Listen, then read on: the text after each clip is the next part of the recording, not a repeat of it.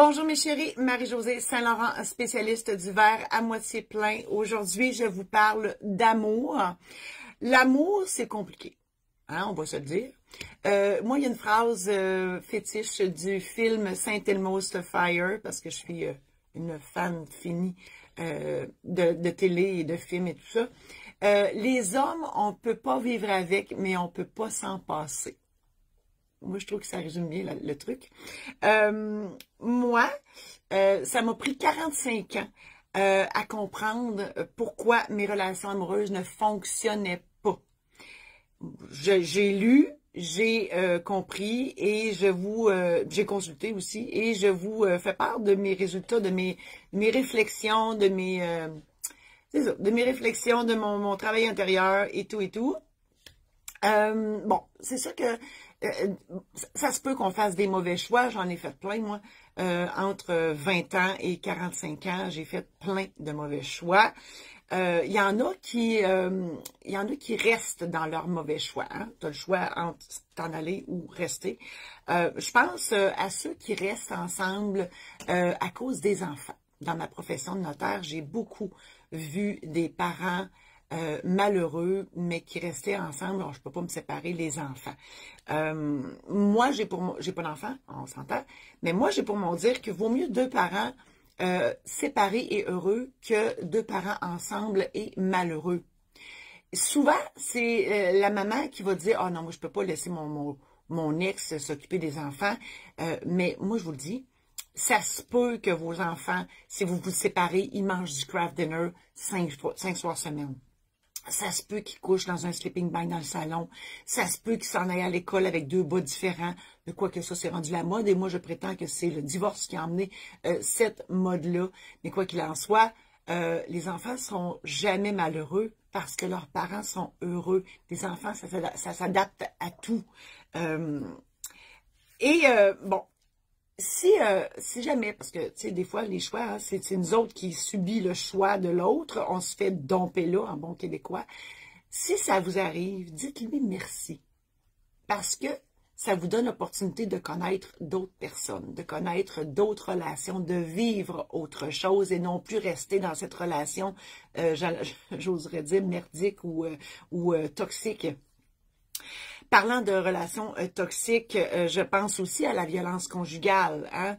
Moi là, les femmes là, qui vivent, parce que souvent, on va se le dire, c'est souvent les femmes qui vivent ça, j'ai rien qu'un mot, plus ça va être un gros mot, là, décalisse. Hein, il y a un signe, hein, je crois que c'est ça, là, le signe. Si vous êtes mal pris, là, puis que, moi, mon petit doigt, il veut toujours ça quelqu'un. Si vous êtes mal pris, puis vous pouvez pas parler, vous avez ce signe-là, les gens le connaissent maintenant, vous faites ce signe-là, et les gens vont vous venir en aide, parce que oui, je comprends que des fois, c'est mieux de fermer sa boîte que de dire les choses pour pas en manger une. Bref, je sympathise si jamais c'est votre situation, mais de grâce, ne restez pas dans cette relation toxique-là. L'amour. Il y en a beaucoup aussi qui restent dans une relation toxique, sont cocus à outrance, mais ils restent là pareil. Moi, j'ai de la misère à comprendre ça, je vous le dis, là. Moi, j'ai envie de dire à ceux qui sont cocus puis qui le savent, là, parce que si tu le sais pas, c'est une affaire, mais si tu le sais puis tu restes là pareil, moi, va jouer à Tag Barbecue un peu, tu vas voir, tu vas trouver ça tellement le fun, là. Hein? Puis, le cocufiage, moi, il y a de quoi il y a quelque chose qui me fascine. Parce que, nous, les femmes, on fait juste penser à quelqu'un d'autre que notre conjoint, notre conjointe, puis on est mal, on est tout croche, on fait « Oh mon Dieu », on a vraiment l'impression d'avoir trompé, mais juste d'y avoir pensé. Les hommes, eux autres, c'est différent. Les hommes, ils peuvent baiser tout ce qui bouge, mais ils n'ont pas l'impression de tromper leur femme ou leur conjoint parce qu'ils ne les aiment pas. Hein? C'est fort, hein? Quand on dit que les hommes viennent de Mars et les femmes de Vénus, là, ben c'est ça. L'idée, c'est qu'on pense pas pareil. On n'a pas le même schéma de pensée. J'ai des exemples. Parce que vous savez qu'il y a des livres là-dessus. Les hommes viennent de Mars, les femmes de Vénus. Vous n'avez pas besoin de le lire, je vous le résume. Un exemple concret. Vous êtes avec votre conjoint, votre conjointe, vous êtes perdu en char. OK? Les hommes, eux autres, ils gèrent les solutions. Le gars, lui, il dit, moi, on va le trouver, là. On va le trouver le chemin. La femme a dit, non chérie, on va arrêter dans un dépanneur, on va demander notre chemin. Erreur monumentale. Le gars, il vient fucking noir parce que lui, il dit, non, non, non, non, on a un problème, on va trouver la solution. Ça peut prendre 3 jours dans le char, là. Mais il va trouver la solution. Parce qu'il faut dire une chose, les femmes, on règle les problèmes, 85% des problèmes des femmes se règlent en jasant. Alors que le gars, lui, il s'en va dans sa caverne, puis il va trouver la solution. Ça peut prendre le temps que ça prendra, puis il va revenir, puis quand il va avoir la solution, ça va être extraordinaire. Tu sais, t'es perdu en char, là. À un moment donné, t'as faim, t'as envie de pisser. Tu sais, bon. Un autre exemple concret. Si vous êtes à la maison, et là, je m'adresse aux femmes en particulier, si vous êtes à la maison et que votre chum arrive avec la gueule arrangée de même, premier réflexe qu'on a, les femmes, c'est « Oh mon Dieu, qu'est-ce que j'ai fait de pas correct? » On est sûr que c'est nous autres hein, qui a fait quelque chose de pas correct. Non. Le gars, là, il avait un problème à la job. Il n'est pas réglé. Quand il rentre à la maison, il y a encore ce maudit problème-là dans la tête, puis il faut qu'il trouve la solution. Fait que là, les femmes, il faut qu'on dise à notre chum, « Chérie, va-t'en dans ta caverne, va trouver ta solution, puis quand tu l'auras trouvée, tu reviendras. » Fait que là, il s'en va dans le cabanon, ça peut prendre 3 jours, et il va revenir, puis il va être tout heureux d'être content. Et nous, on va avoir vaqué à nos occupations, sans se préoccuper de quoi que ce soit, parce que c'est pas de nous, c'est pas de notre faute. Voilà. Si, oh, ça c'est drôle. Si tu baises 100 filles par année, puis tu tiens un catalogue des filles avec qui tu as couché pour pas tomber sur la même 2 fois, faut qu'on te parle. Hein? Il y a toujours bien une maudite limite à faire des mauvais choix dans la vie. Puis, tu sais, se tromper, c'est pas grave, là. Si on se trompe, l'univers nous remet dans le droit chemin, puis elle nous permet de trouver la bonne personne. Tu sais, c'est juste l'expérience, on évolue, là, avec ça. Une chose qui n'est pas une erreur, on pourrait dire que c'est une erreur de parcours. Les femmes, si je vous dis Carlos dans le Sud, hein, je l'ai vécu, c'est pas c'est une expérience. C'est correct. C'est moins correct si t'es en couple, là, puis que t'es allé en voyage avec une gang de filles, puis là, tu vois, Carlos. Mais, une erreur. Juste une. Bon, c'est ça, je disais, bon, c'est quand on a des échecs, hein, on travaille là-dessus, puis c'est ça qui nous fait évoluer. Moi, j'en ai eu un échec grave, et je vous parlais de 45 ans tantôt, je m'en vais quelque part avec ça. À 45 ans, je me suis retrouvée divorcée. J'avais pas choisi le bon gars. Et là, à 45 ans, ça faisait 25 ans que j'étais en couple avec différents gars. Là, je me disais, je peux pas croire que c'est... Là, je n'ai pas eu 25, là, mais je peux pas croire que tous les hommes qui sont passés dans ma vie, que c'était eux autres le problème. Je me suis regardée dans le miroir, je me suis dit, hey, qu'est-ce que j'ai pas compris? C'est quoi? C'est moi le problème, là. Qu'est-ce qui se passe avec moi? Donc, en toute bonne vierge de signe astral que je suis, méthodique au divin coton, j'ai lu, entre autres, un livre qui s'appelle La guérison des 5 blessures. Il y a 2 livres. Il y a les 5 blessures et la guérison des 5 blessures. Je vous fais sauver du temps. Tombez tout de suite au 2e, La guérison des 5 blessures. Vous allez sauver du temps et de l'argent parce que le 2e résume le premier, puis c'est bien correct. Et là, c'est important quand on veut apprendre des choses. Faut lire le livre, faut le comprendre, puis il faut l'appliquer. C'est souvent cette dernière étape-là qu'on fait pas, on l'applique pas. On connaît là le truc, on l'a compris, mais on ne l'applique pas dans notre vie. Si on ne l'applique pas, ça ne donnera absolument rien. Et dans ce livre-là, j'ai compris beaucoup de choses parce que, bon, les blessures intérieures, quelles sont-elles? Il y en a 5. Là, je vous les nomme. La trahison, l'abandon, le rejet, l'humiliation et l'injustice. Et les blessures intérieures, on en a tous. Et ça arrive entre 0 et 6 ans de notre vie. Et ça a le rapport avec nos parents. Et là, on ne jette pas de roche à nos parents, c'est pas de leur faute. Ça arrive comme ça. Et ben, tout au long de notre vie, on traîne ces blessures intérieures-là qui affectent notre ego. Dans le livre, il nous demande de nommer, de donner un nom à notre ego. Moi, je l'ai appelé Jean-Guy. Je trouve que c'est fameux. Fait que Jean-Guy, notre ego, ce qu'il nous explique dans le livre, c'est qu'il faut qu'il soit assis à côté de nous dans le char. Parce que s'il est assis sur nos genoux, on comprend-tu qu'on peut plus chauffer le char? On fait des mauvais choix. C'est là qu'on fait des choix, tu sais, genre qu'on reste avec un violent, on reste avec quelqu'un qui nous trompe à outrance, parce que c'est un manque d'amour. C'est un manque d'amour, on a une blessure béante, puis tout ce qu'on veut, c'est de l'amour. Et c'est là qu'on fait les mauvais choix, parce que Jean-Guy est assis sur nos genoux et non pas sur le siège du passager. Et je vous donne un exemple concret d'une situation. Vous allez comprendre. L'ego, tout ce qu'il veut, c'est, comme je l'ai dit, c'est de l'amour.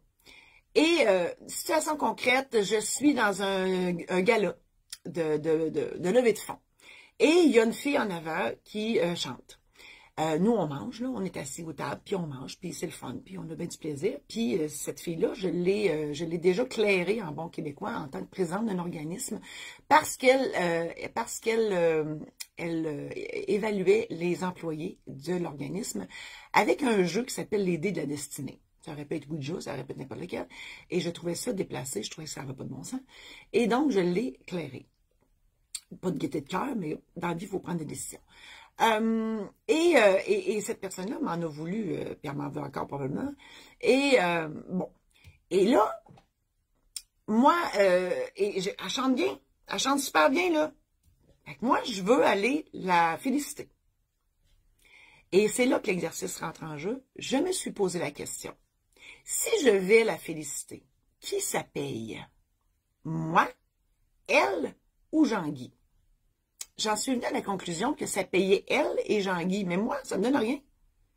J'ai resté assise. Voilà. C'est un exemple de l'ego, comment ça peut être tricky et que ça peut nous faire des mauvais choix. Puis dans le fond, c'est juste pour...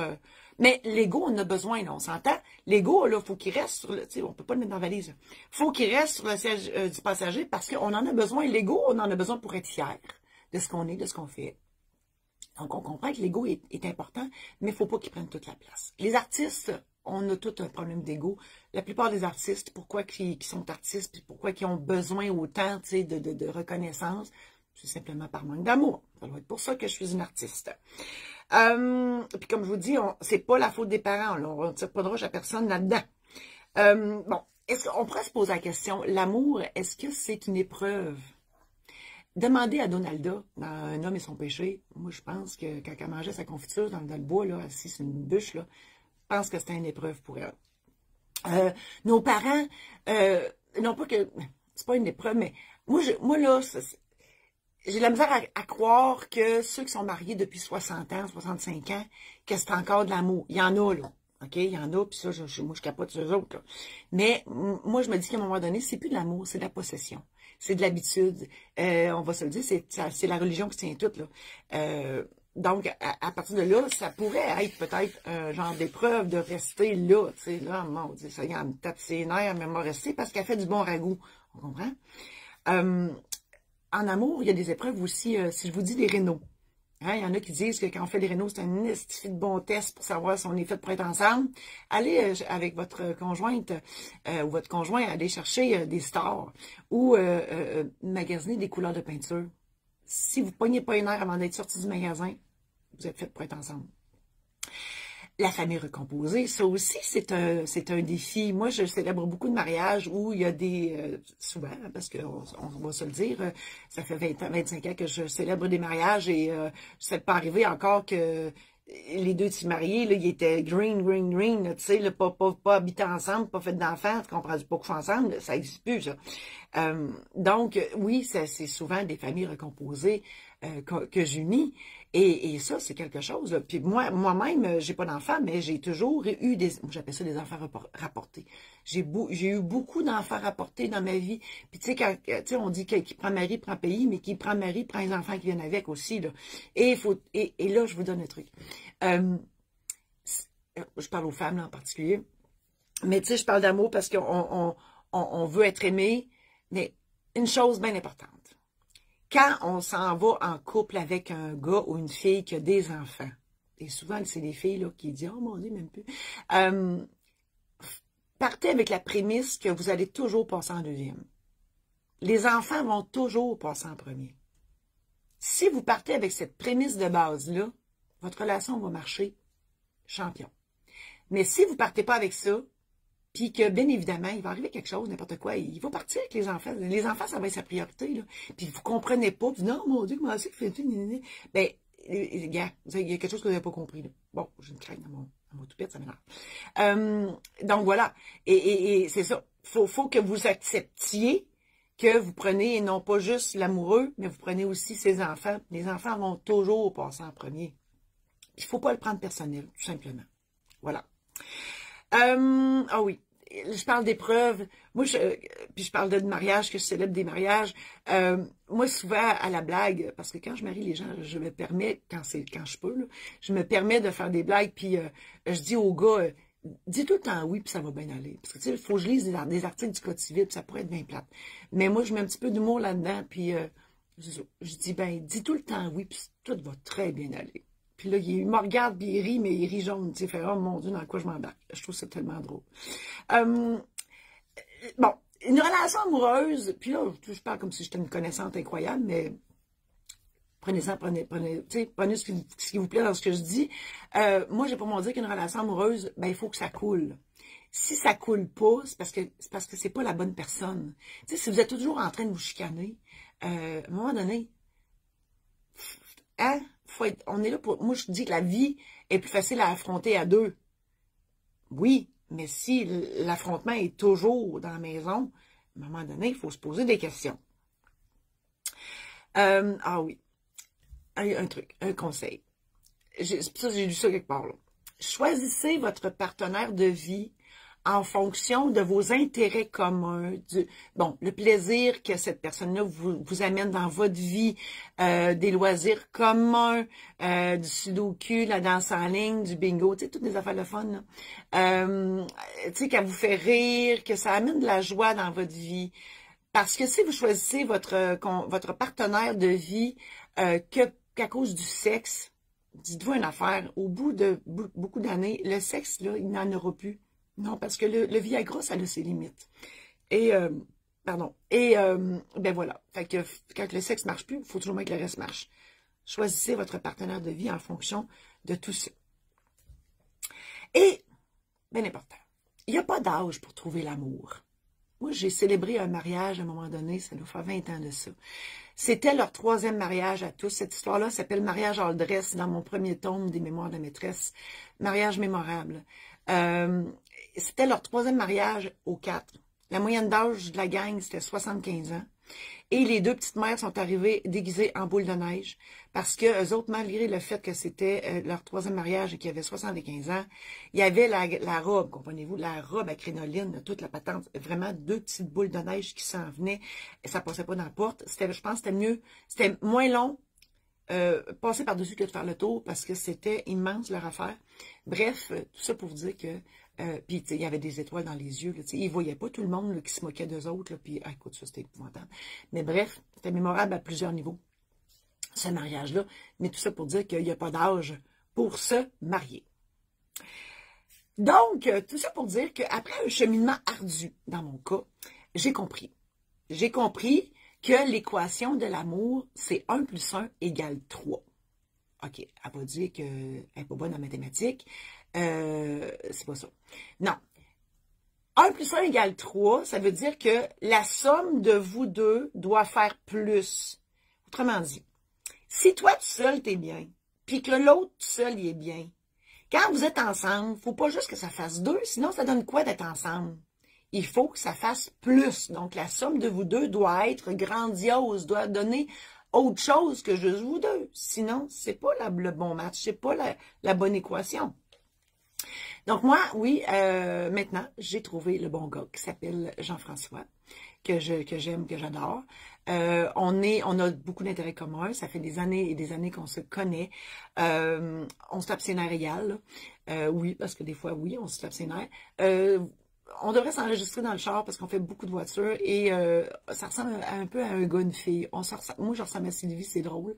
Puis mon chum, il ressemble à Guy. Là, c'est magique. Là, c'est vraiment quelque chose. Puis je le dis en toute humilité, là, mais on pense souvent à eux parce c'est ça. Hein? On est un couple, puis on a des opinions, puis on jase, puis c'est drôle. Tout ça pour dire en conclusion, l'amour, là, c'est pas une question de sexe, c'est une question de cœur. Ça, j'ai déjà dit ça en conférence quand, écoute, ça fait longtemps, là, ça doit faire 30 ans. C'était un regroupement des gays et lesbiennes d'Abitibi-Témiscamingue. Ils m'avaient demandé d'aller faire une conférence sur les mariages, parce qu'à l'époque, les mariages en 2001, ça fait pas 30 ans, c'est 2001. Ça commençait, et là, ils voulaient que j'aille leur expliquer tout ça. Et j'avais fini avec cette phrase-là.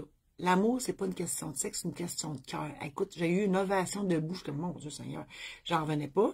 Tout ça pour dire que si tu es en amour avec un homme, une femme, binaire, non-binaire, queer, LGBTQ, une chèvre à la limite, on s'en fout. L'important, c'est d'aimer et d'être aimé. Voilà. Ben là, vous venez d'avoir un extrait de ma conférence intitulée « Vaut mieux en rire avant de partir ». C'est pas un show, c'est pas une conférence, c'est pas un show d'humour, c'est pas une conférence, c'est quelque chose entre les deux. Et dans ce show-là, je vous parle de la vie. Hein? Vaut mieux en rire avant de partir. Je vous parle de votre enfance, adolescence, de vos études, du travail, de la vie amoureuse, de vos enfants. Bref, je parle d'un paquet d'affaires. L'idée, c'est de vous faire rire, de vous faire réagir, de vous faire réfléchir.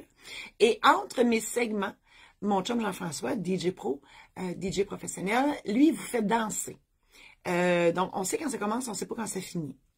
Et si vous avez à organiser un événement, une levée de fonds, n'importe quel événement, et qu'il vous manque une plage horaire, là, il vous manque quelque chose pour combler une plage horaire, ben n'hésitez pas à aller visiter mon site internet marie-josée-saint-laurent.com où tous les détails sont là. Et j'ai aussi plein d'autres choses que je vous offre sur ce site-là. Alors, merci infiniment et à la semaine prochaine.